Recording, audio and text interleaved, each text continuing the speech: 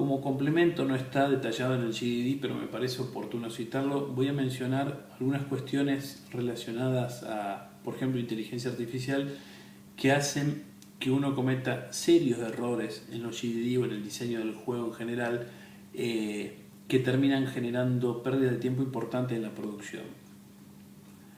¿Por qué puntualmente inteligencia artificial? Primero que nada porque es un concepto que no está, cuando se lo enuncia, no está equiparado entre los miembros del equipo. Si van a hablar de inteligencia artificial, primero que exista un consenso de qué se está diciendo, o desde el GDD que se defina primeramente qué es inteligencia artificial para la persona que lo va a plasmar, independientemente de que después el resto del equipo no esté de acuerdo. En segunda instancia, no hagamos más complicadas las cosas de lo que son.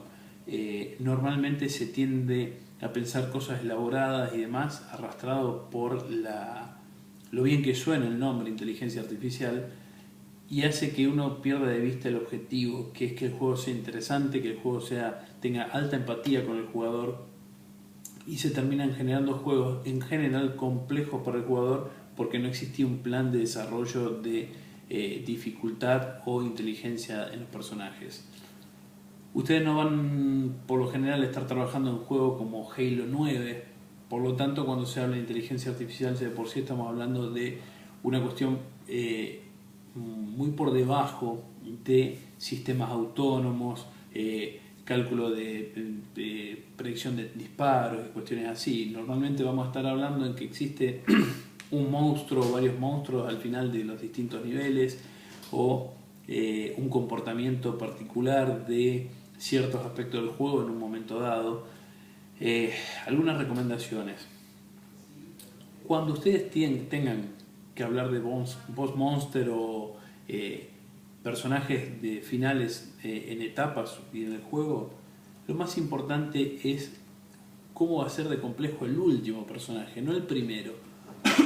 ¿Por qué hago mención a esto? Normalmente uno dice, bueno, llego al final de la primera etapa y el personaje es así. Y ahí empieza a incluir una serie de características que van increciendo a lo largo del juego. Pero ¿qué pasa? Cuando uno lo define al principio, cuando llega al final, el personaje final acumula tantas características, tantas dificultades, que es impasable. Y eso sucede a veces mucho antes, sucede en el nivel 2 o 4, no en el nivel 10.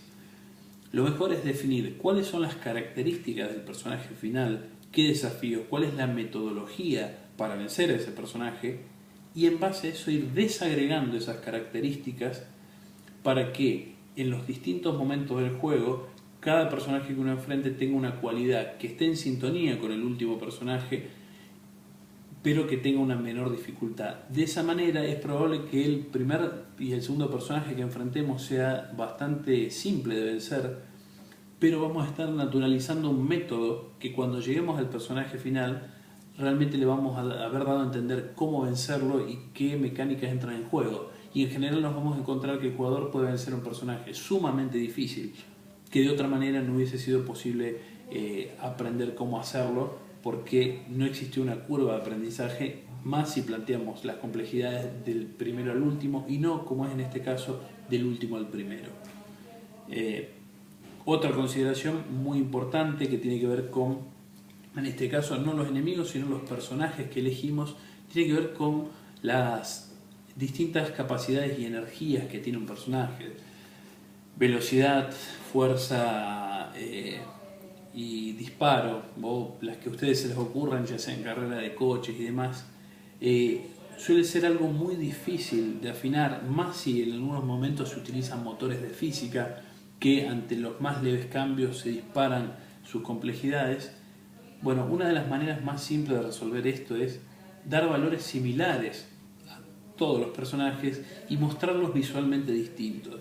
Tengo muy presente una experiencia de juego, la experiencia de un juego que desarrollaron unos colegas, que era de tenis, donde todos los personajes tenían internamente las mismas características, había hombres y mujeres, y le daban una virtud y un defecto a cada uno para que uno se pueda sentir identificado tanto en lo visual como hacer una elección de las capacidades de juego.